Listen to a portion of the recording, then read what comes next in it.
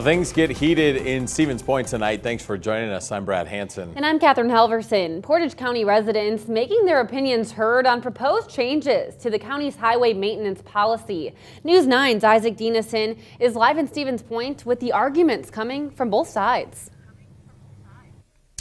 Yeah, guys, a room here at the Portage County Annex was filled with passionate people just hours ago. The topic mostly being about trees and brush.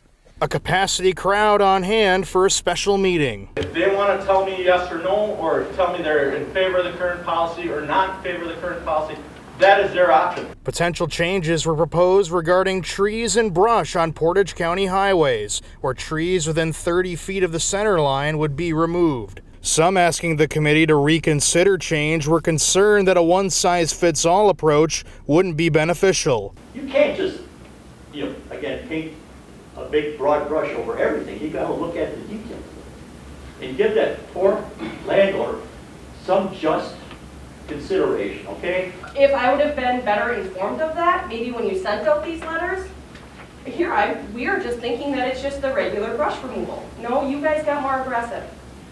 And that wasn't communicated to us as landowners. Those in favor of the changes wanted to keep driver and worker safety at the forefront. What we are looking for in safe clear zones is to allow for a vehicle recovery if it does leave the roadway.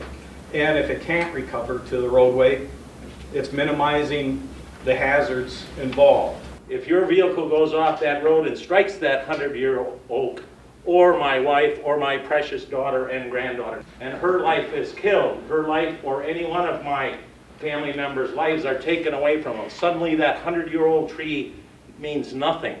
What was ultimately decided was a revision. Supervisor Soik made a motion that we have a compromise of a 12-foot from the edge or 24-foot from the center line clear zone.